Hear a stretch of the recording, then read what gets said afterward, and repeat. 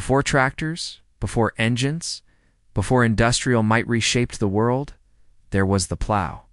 A simple wooden frame, pulled through the soil by animal or man, yet capable of transforming wilderness into bread, hunger into harvest, and survival into civilization. But the most extraordinary part of this story is not about kings or scholars or inventors in grand halls. It is about peasants, the nameless farmers, the laborers bound to the soil, who through sheer necessity, observation, and patience created one of humanity's greatest tools.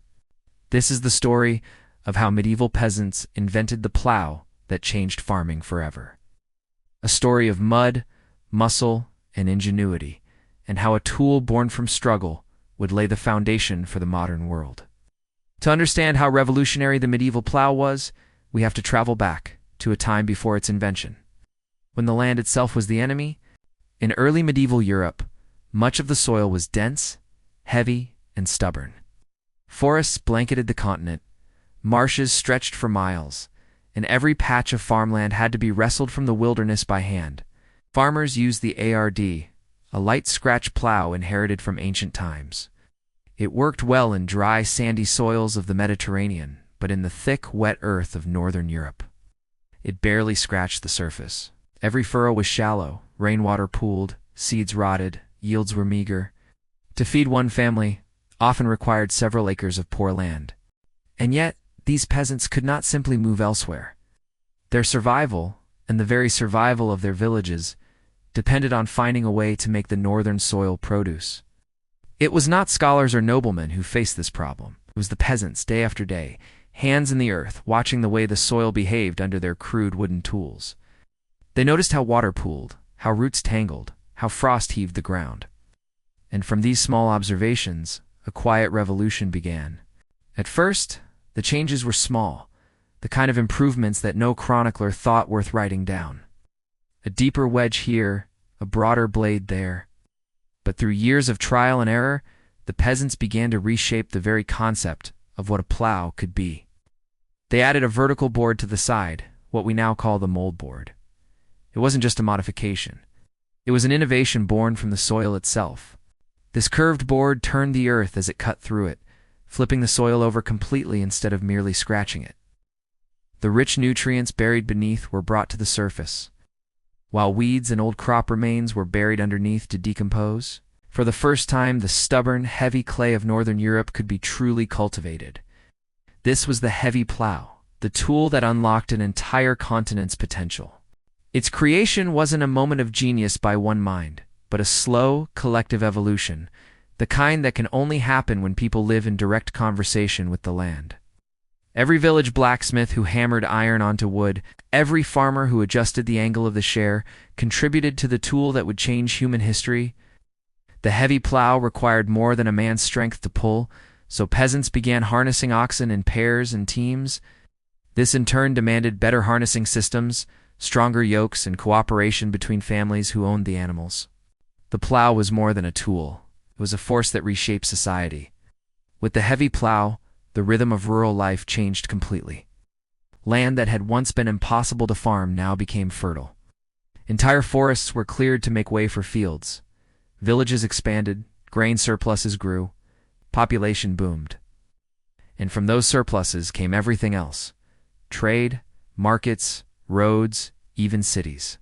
Historians often point to the invention of the printing press or the compass as turning points in European civilization, but the plow quietly did something just as profound. It fed the people who would later make those inventions possible. It's no coincidence that the regions where the heavy plow first took root, in the dense, moist soils of northern France, Germany, and England, became the power centers of medieval Europe. Agriculture didn't just improve, transformed into an engine of growth. The three-field system, another peasant innovation, emerged alongside the plow. Farmers rotated between grain, legumes, and fallow ground to restore fertility. Together, these two ideas, the heavy plow and the crop rotation system, became the foundation of sustainable medieval agriculture. Behind every cathedral, every castle, every university, there was the silent power of the plow. It fed the builders, the thinkers, the armies. It turned villages into kingdoms and serfs into the backbone of a civilization. To a medieval peasant, the plow was not a mechanical device, it was almost alive. Each part had its purpose. The share cut into the soil. The coulter sliced vertically ahead of it, and the moldboard flipped the earth over to create a neat furrow. In modern engineering terms, it was a masterpiece of soil dynamics. The angled moldboard created lift and roll, reducing resistance as it turned the earth. The curvature minimized drag, allowing oxen to pull with less strain. The depth of the share ensured aeration and drainage. Without formal education or scientific models, peasants had achieved what modern engineers would later describe through equations. They had learned by doing, by paying attention to what the earth told them. If the soil stuck, they changed the angle. If it broke too finely, they adjusted the depth. The oxen strained too hard, they reshaped the beam. But their genius was not theoretical. It was practical, intuitive, empirical, and utterly transformative. The heavy plow didn't just change farming, it changed people. Villages began organizing themselves around the demands of the new technology. Because a plow team required multiple oxen, peasants often pooled resources, creating early forms of agricultural cooperation. Land was divided into long, narrow strips so that each family's field could be easily reached by a shared plow team. This cooperation gave rise to open field farming, a social system that defined medieval Europe for centuries. Every furrow was connected, every harvest shared, and every winter survived together. Even the layout of medieval villages changed. Houses clustered along roads that led directly to the fields, forming the long ribbon-like settlements still visible in Europe today. And because plowing was labor-intensive, communities began to specialize. Blacksmiths to forge iron shares, carpenters to shape beams, wheelwrights to make wagons.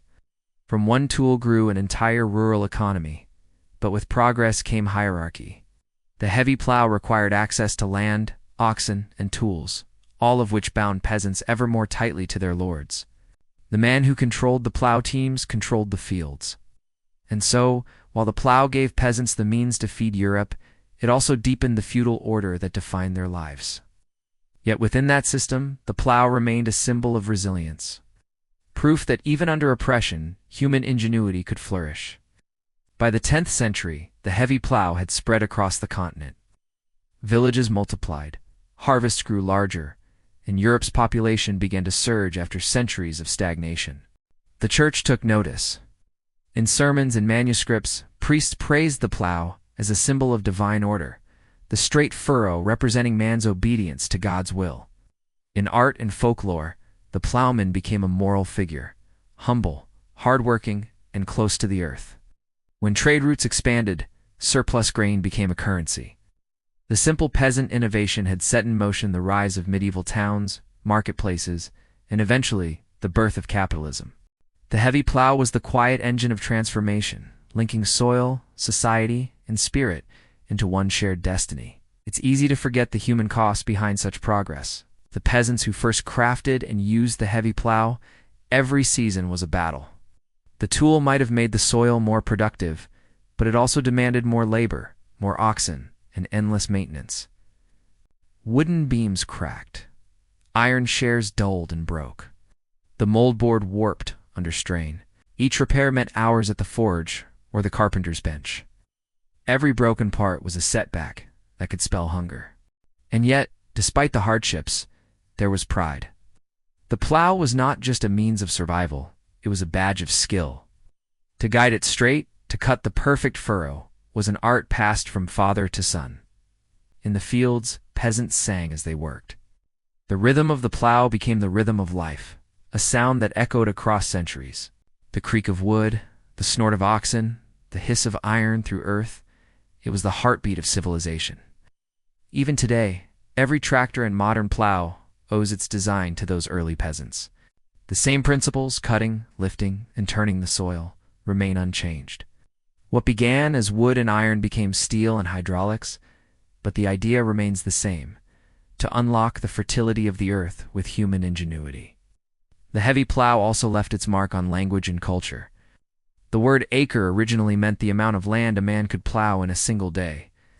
The expression to earn one's bread by the sweat of one's brow comes from the daily labor of those who guided the plow. In a sense, Every loaf of bread, every harvest, every field we see today carries a shadow of that invention, the echo of peasants who refused to surrender to the land's defiance. In a world driven by machines and algorithms, it's easy to forget that the foundations of our civilization were built by hands, not factories. The story of the medieval plow reminds us that innovation doesn't always begin with wealth, education, or power. It often begins with necessity, with people who have no choice but to solve the problem in front of them. The peasants didn't invent the plow to make history. They did it to survive the next winter. And yet in solving their own problem, they solved humanity's. Today, as we face our own global challenges, climate change, soil depletion, and food insecurity, we might look back to those same peasants for wisdom. They understood that every innovation must live in balance with the earth, not against it. They worked with the soil's nature, not in defiance of it. Their plow was not an act of domination. It was an act of partnership, a negotiation between man and nature that produced abundance without destruction. Perhaps the greatest legacy of the peasant's plow is not the tool itself, but the mindset behind it. Patience, observation, and humility before the land. Dang! If you walk through the fields of Europe today, you can still trace the old ridge and furrow patterns left by medieval plows more than 1,000 years ago. They remain as quiet signatures of forgotten hands, living archaeology written in soil instead of stone. Those lines tell the story of humanity's most enduring relationship, our bond with the earth. And at the heart of that bond stands the plow, born not from empire or invention, but from necessity, resilience, and faith in the future. Their invention didn't just feed a continent, it built one. History is not written only by kings and conquerors. Sometimes it's written by the hands that turn the soil. If you enjoyed uncovering the story of how medieval peasants changed farming forever, make sure to subscribe to the channel. Each week, we explore the forgotten technologies, skills, and wisdom that built the world we live in today. Because history's greatest inventions often begin in the humblest of hands,